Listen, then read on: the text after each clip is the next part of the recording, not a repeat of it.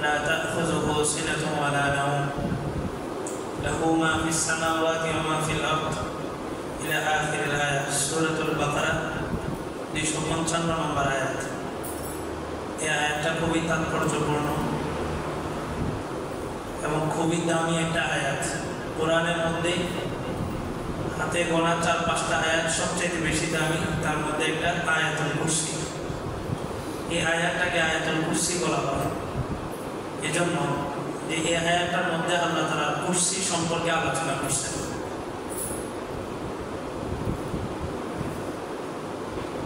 এই আয়াতটা কেউ যদি প্রত্যেক ফরজ নামাজের পরে পাঠ করে তার মৃত্যুর সাথে সাথেই সে জান্নাতে প্রবেশ করবে, সবচাইতে বড় ফজিলত। এই জন্য আয়াতটা মুখস্থ করে নেওয়া। এই আয়াতের মধ্যে আল্লাহ তাআলা বলেন, কিছু আলোচনা গতকাল দিয়ে গেছে, ওয়াসিআ কুরসিয়্যুহুস সামাওয়াতি ওয়াল আরদ। আল্লাহ তাআলার যে কুরসি, এটা আসমান এবং জমিন সব কিছুকে বেষ্টনী দিয়ে রাখছে, ঘিরে রাখছে। বাইজিদ বুস্তামি রহমাতুল্লাহ আলাইহি এক খ্রিস্টান পাদ্রী অনেকগুলো প্রশ্ন করছে, তার মধ্যে একটা প্রশ্ন ছিল এমন একটা তিন বলেন যার চাল নাই। তো এই তিনের মধ্যে উনি জবাব দিয়েছিলেন তিনটা জিনিস যেটা আসমানের সাথে সম্পৃক্ত, যেটা বলা হয় বাস্তবতাও আছে কিন্তু এখনো পর্যন্ত আমরা পাইনি। সেটা হলো কুরসি, লাউহ, কলম। লাউহ মানে একটা সিলেট, তখত, যেটার মধ্যে আল্লাহ তাআলা সবকিছু লেখা রাখছেন। ওয়া হুয়া কুরআনুন মাজিদ ফি লাউহিন মাহফুজ। এই লাউহে মাহফুজ। দ্বিতীয় নম্বর হচ্ছে কলম, যে কলমকে আল্লাহ তাআলা বলছেন উক্তুব। কলম আল্লাহকে বলছেন বিআইয়ি শাইইন আকতুব, আল্লাহ আমি কোন জিনিস লিখবো। আল্লাহ বলছেন কিয়ামত পর্যন্ত যা যা হবে সব কিছু লেখো। রুফিআল কলম ওয়া জাফফাতিস সুহুফ, কলমকে উঠায় নেওয়া হয়েছে এবং যে কাগজের মধ্যে লেখা হয়েছে ওই কাগজের খালিগুলো শুকিয়ে গেছে।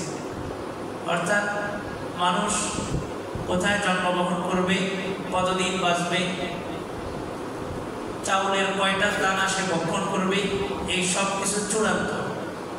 এটার মধ্যে আর কোনো পরিবর্তন আসবে না। লা তাবদীলা লিকালিমাতিল্লাহ। তবে কিছু কিছু বিষয় আল্লাহ তাআলা মানুষের আমলের সাথে সম্পৃক্ত রাখছেন। ভালো কাজ করলে ভালো হবে, খারাপ কাজ করলে খারাপ হবে। যেমন দুনিয়াতে আল্লাহ তাআলা মানুষকে পাঠায় স্বাধীনতা দিয়ে দিয়েছেন, তুমি চলো জান্নাতের পথে চললে জান্নাত, জাহান্নামের পথে চললে জাহান্নাম। তাকদীর এমন সেনসিটিভ বিষয়। হযরত ওমর রাদিয়াল্লাহু তাআলা বলছেন তাকদীর সম্পর্কে যেন কেউ কথা না বলে। তাকদীর এত ভয়াবহ জিনিস, কারণ আল্লাহ বলেন যে আল্লাহ সব কিছু জানেন। কে জান্নাতে যাবে সেটাও জানেন, কে জাহান্নামে যাবে সেটাও জানেন। এখন প্রশ্ন থাকতে পারে, আল্লাহ তো আগে থেকেই জানেন আমি জান্নাতি না জাহান্নামী, তাইলে আর আমি আমল করলেই কি না করলেই কি? তো বিষয়টা হলো কেমন? বিষয়টা হলো আমি এখানে ইমাম, মুসল্লিদের উপর আমার একটা ধারণা আছে কার কার নামাজ বিশুদ্ধ, কার নামাজ বিশুদ্ধ না, অথবা কোরআন তেলাওয়াত ধরলে কে পারবে কে পারবে না, এটা আমার একটা আইডিয়া আছে।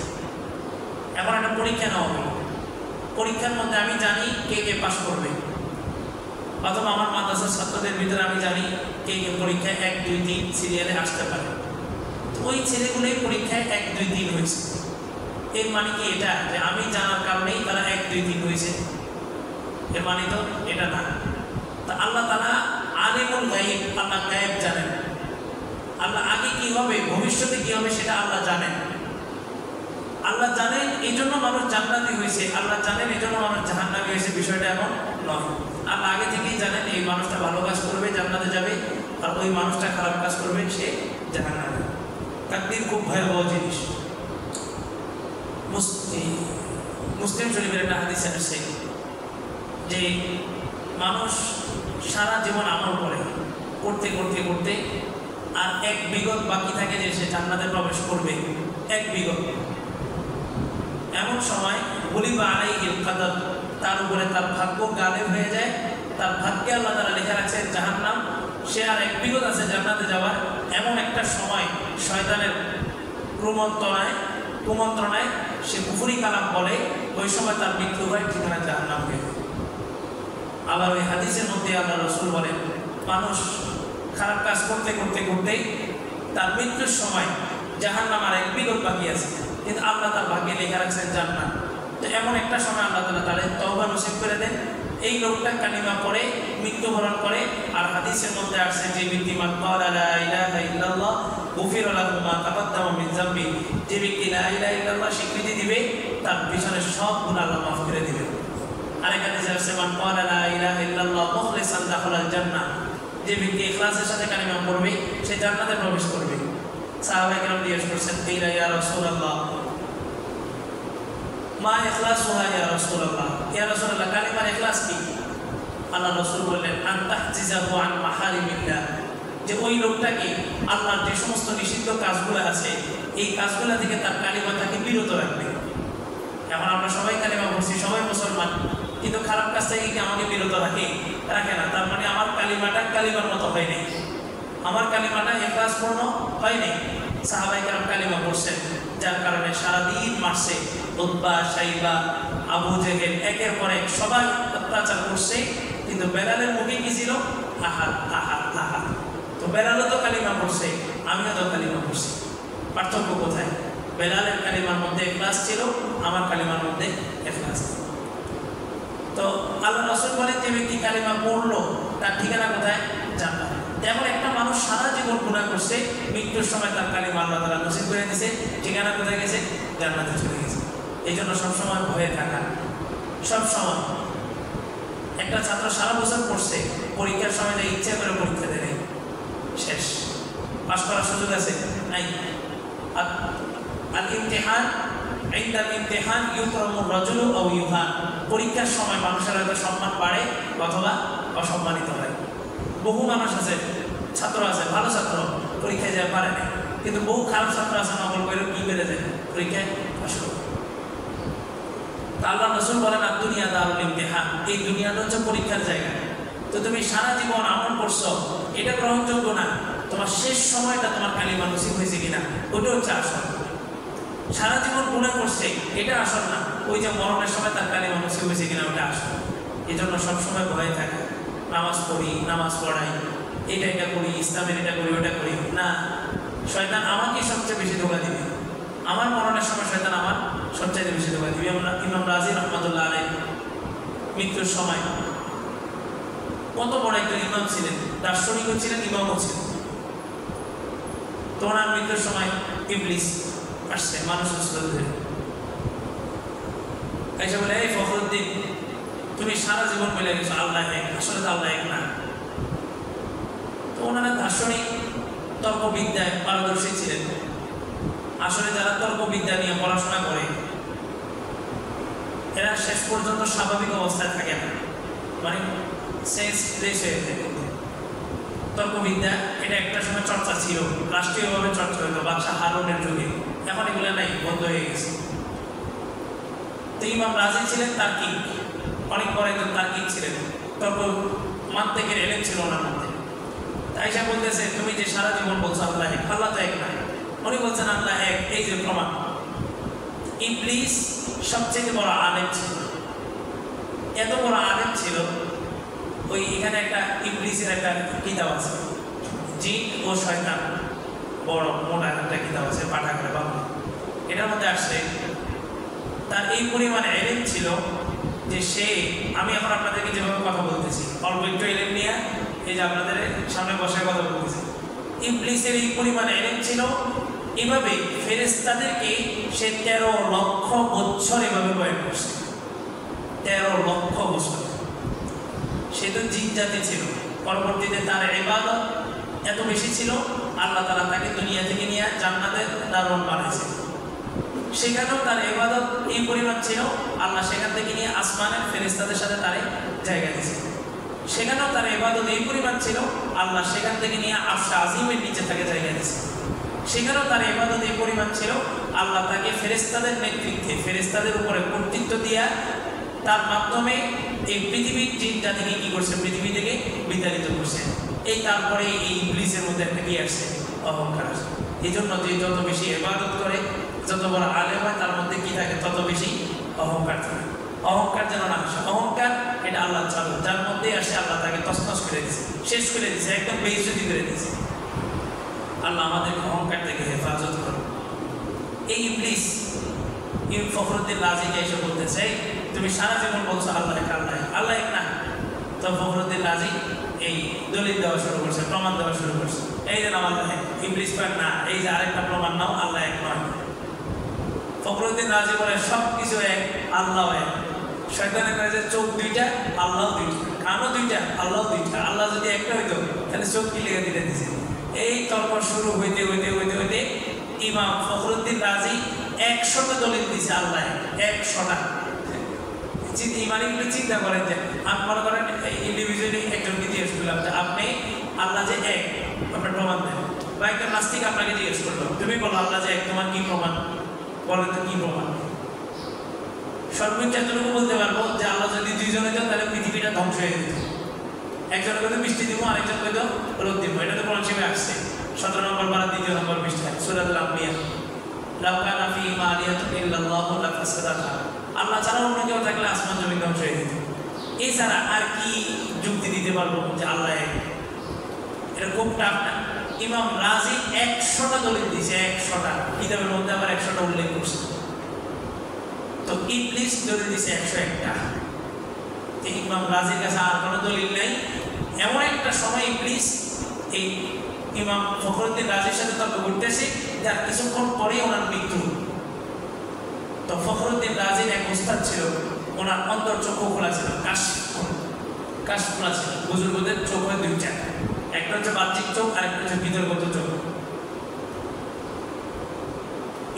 ইত্তাকু ফিরাসাতিল মুমিন, ইত্তাকু ফিরাসাতাল মুমিন ফাইন্নাহু ইয়ানজুরু বিওয়াজহিল্লাহ বিনুরিল্লাহ। তোমরা মুমিনদের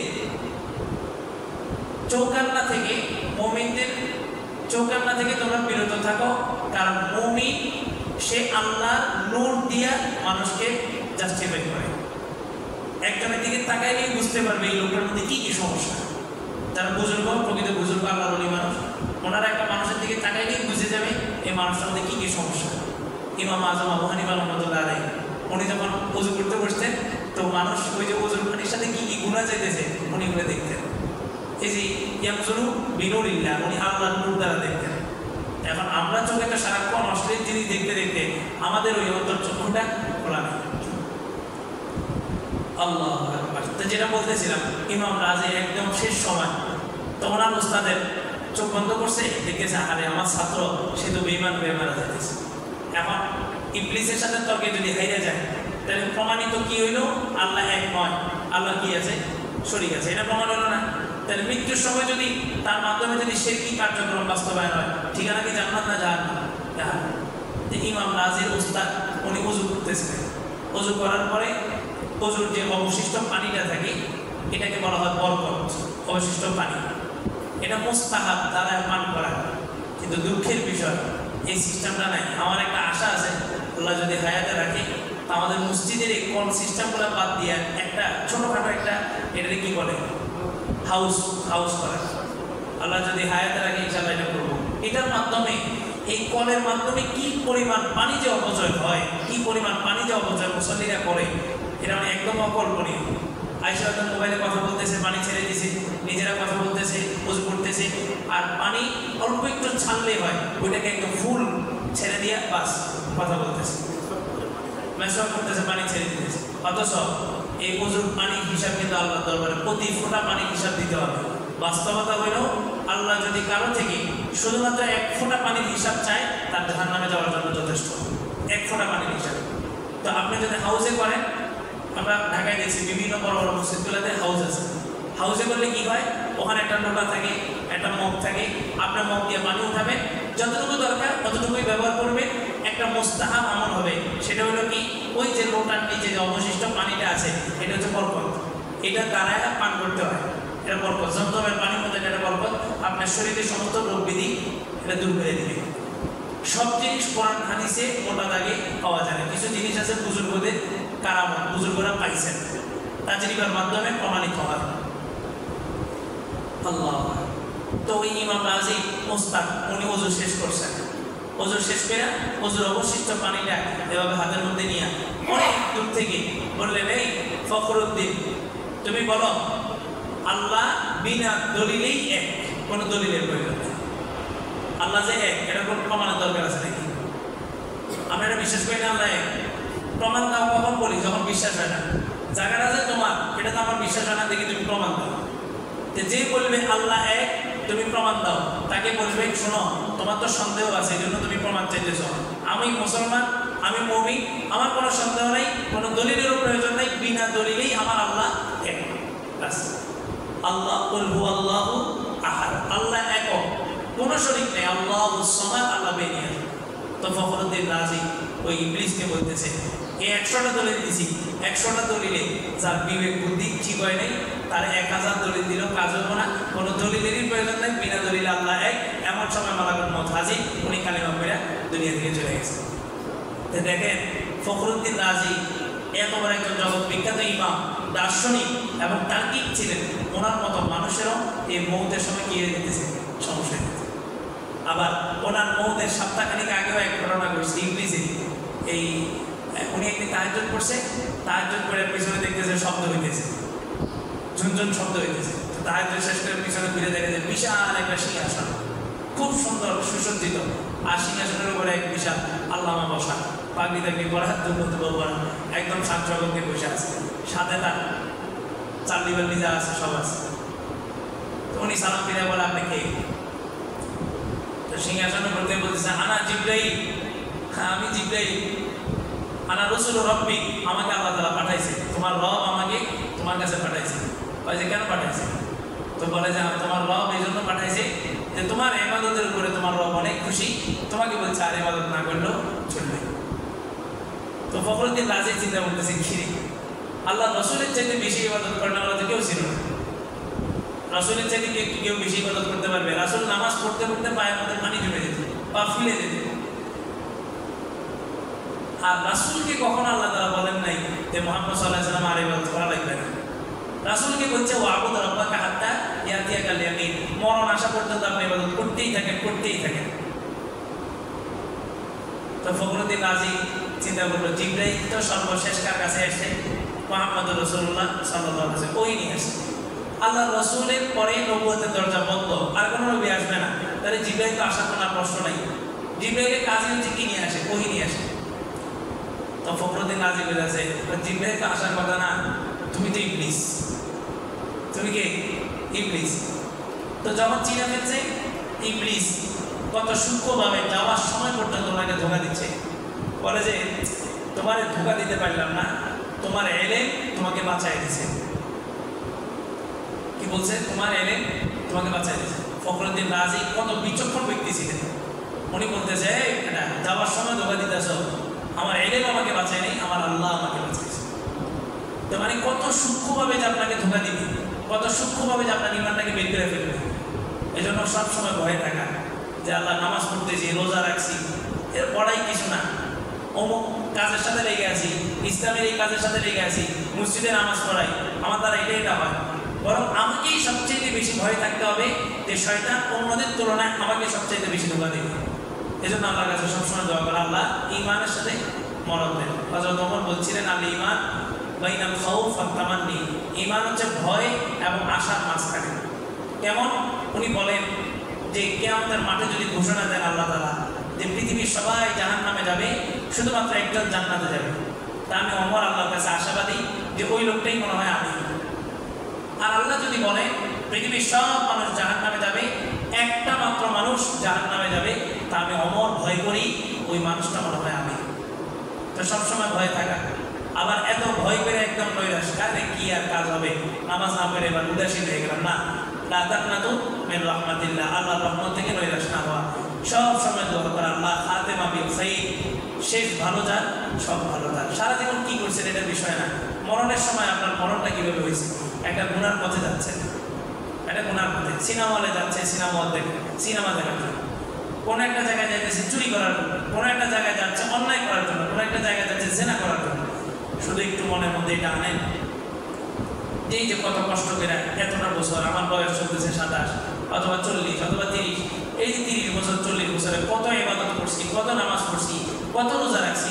এই যে এখন গুনার পথে যাচ্ছি, এই গুনার রাস্তায় যাওয়ার পথে যদি আমার মরণটা আসে, এই আমার 40-50 বছরের নামাজ কোনো কাজে আসবে? এটা তো 40-50 বছর। আখিরাতে কি কোনো বছর আছে? ওটা শুরু আছে অনন্তকাল, যার কোনো কি নেই, শেষ নেই। এই জন্য যে কোনো গুনার কাছে যাওয়ার আগে, যে কোনো অন্যায় কাজ করার আগে শুধু একটু ভাবেন যে এই সময়টায় যদি মালাকুল মউত চলে আসে তা আমার ঠিকানা কোথায় হবে? ওয়াসিআ কুরসিয়ুস সামাওয়াতি ওয়াল আরদ। কুরসির আলোচনা ছিল, কুরসির আলোচনা থেকে অন্য দিকে গেছে। দেখ, মূল বিষয়টা বুঝছেন, ভাগ্য কি জিনিস? কিছু জিনিস আছে আল্লাহ তাআলা নির্দিষ্ট করেই দিয়েছেন, জন্ম কোথায়, মৃত্যু কোথায়, কি খাবে কি খাবে না, এটা আল্লাহ নির্দিষ্ট করেই দিয়েছেন। হ্যাঁ, আপনার খানা একটু বেশি খেয়ে ফেলেছেন, তো শেষ সময় এসে ডাক্তার আপনার খানার মধ্যে কি দিয়ে দিবে? রেস্ট্রিকশন জারি করে দিবে, এটা খাওয়া যাবে না, ওটা খাবে। এটা রিজিক, আর রিজকু মাকসুম, রিজিক বরাদ্দ হয়ে গেছে। ওয়াল হারিসু মাহরুম, যে ব্যক্তি লোভী সে বঞ্চিত। রিজিক বন্টনকৃত, সবার জন্য বন্টন হয়ে গেছে, আর যে ব্যক্তি লোভী সে কি হয়ে গেছে? মাহরুম হয়ে।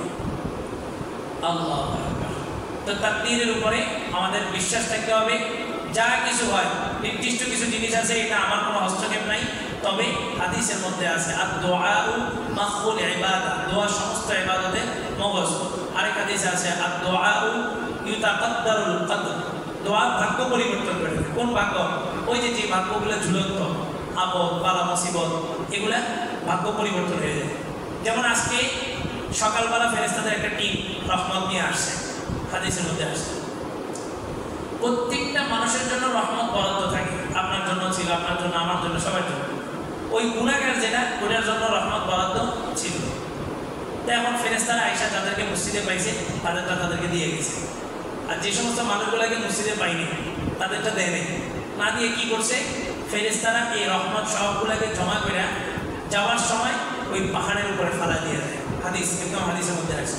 এই কারণে পাহাড়ের মানুষগুলো দেখবেন কি থাকে? সুস্থ থাকে। পাহাড়ের তরু তরকারি সব কি থাকে? তাজা থাকে, অক্সিজেন খুব ভালো থাকে পাহাড়ে। কারণ কি? ওই যে রহমত যেগুলো মানুষকে দিতে পারে নাই, ওই রহমতগুলো কোথায় দিয়ে গেছে? পাহাড়ের উপরে ঢেলে দিয়ে গেছে, জঙ্গলের মধ্যে ঢেলে দিয়ে যায়। জঙ্গলের পশু পাখিরা এটা ভোগ করে, আল্লাহ। আর তারা সেটাকে কার্বন অক্সাইডেড করে আমাদের জন্য পিওর অক্সিজেন দেয়। ওই রকম কুরসি সম্পর্কে, আসমান এবং জমিন সম্পর্কে ইনশাআল্লাহ কালকে আলোচনা হবে। আজকে 10টা প্রোগ্রাম আছে, মার্চ ফর গাজা। দেখেন, রাসূল 3টা স্টেপ দিছে, একজন মুমিন 3টার যে কোনো একটা করতেই হবে। মান রাআ মিনকুম মুগায়্যিরান ফালিয়ুগায়্যিরহু বিয়াদিহি, সমাজের অসঙ্গতি, অন্যায়, অনাচার, জুলুম যেটাই দেখবে, এটা সর্বপ্রথম সশস্ত্র জিহাদ, হাত দ্বারা প্রতিহত করতে হবে। ওমান লাম ইয়াস্তাতি' ফাবিলিসানি, হাত দ্বারা প্রতিহত করার সামর্থ্য নাই তো মুখ দ্বারা প্রতিবাদ করবে। ওমান লাম ইয়াস্তাতি' ফাবিকলবি, যে মুখ দ্বারা প্রতিবাদেরও সাহস রাখে না, সে অন্তরে ফিকির করবে, বুদ্ধিবৃত্তিক যুদ্ধের প্রস্তুতি নিবে যে কীভাবে এই অসঙ্গতি থেকে, এই জুলুম থেকে মানুষকে হেফাজত করা যায়। অর্থাৎ জুলুম যখন ব্যাপক আকার ধারণ করে, তখন একজন মুসলমান ঘরে বসে থাকার সুযোগ নেই। হয়তো হাত দ্বারা প্রতিহত করবে, নাহলে মুখ দ্বারা প্রতিবাদ করবে, আর না হয় অন্তরে এই চিন্তার চেতনা লালন করবে যে এটা কীভাবে বন্ধ করা যায়। আর রাসূল বলেন, অন্তরে যে ফিকির করবা, ওয়াহাযা দুআফুল ঈমান, এটা একদম ঈমানের একদম দুর্বল স্টেপ। তো সশস্ত্র জিহাদ, বর্ডার যদি ওপেন হয়, যাওয়ার যদি ব্যবস্থা থাকে, তো ইনশাআল্লাহ এই আমর বিল মারুফ এবং নাহি আনিল মুনকারের সর্বোচ্চ স্তর যেটা সশস্ত্র জিহাদ, আমরা সেটা করার জন্য মূলত প্রস্তুত। এখন সেটা যেহেতু সম্ভব নয়, তো অন্তত মুখের প্রতিবাদী ভাষা, এটা তো আমাদের ইমানি দায়িত্ব। আজকে ফিলিস্তিনের এই মুসলমানদের মাজলুম, এই জুলুমের এই চিত্র পুরা পৃথিবীর বিশ্ববাসীর সামনে স্পষ্ট। জাতিসংঘ সব মানবতার ফেরিওয়ালা সবগুলো চুপ করে বসে আছে, কারণ কি? মুসলমান। শুধু কি ফিলিস্তিনের অবস্থা, পাশের রাষ্ট্র ভারতের একই অবস্থা, কঠিন পরিস্থিতি চলতেছে। ওয়াকফ বিলকে কেন্দ্র করে বহু মুসলমানকে অত্যাচার, অন্যায়, জুলুম সব চলতেছে, হত্যাও করছে, গতকাল 3 জনকে শহীদও করছে। তো চলতেছে, বেশি দিন দেরি নেই, আমাদের দেশের ভিতরেও একটা গৃহযুদ্ধের পরিস্থিতি তৈরি হবে। এটা রাসূলের ভবিষ্যৎবাণী, এটা হবে। তবে এখন যেহেতু ফিলিস্তিনের এই অবস্থা, তারা তো আমাদের ভাই, তাদের ব্যথায় আমরা ব্যথিত হইয়া আজকে আমরা এই সমাবেশটাতে যোগ দিব। অন্তত ঈমানের দাবি যারা করি, তারা আজকে এই দল মত নির্বিশেষে এই আয়োজন যেটা করা হয়েছে, এটা তো উপস্থিত থাকা বাধ্যতামূলক। আপনার ঈমানের পরিচয় এটা, সবাই উপস্থিত থাকবেন তো ইনশাআল্লাহ। 10টায় প্রোগ্রামটা হবে। আল্লাহ তাআলা সবাইকে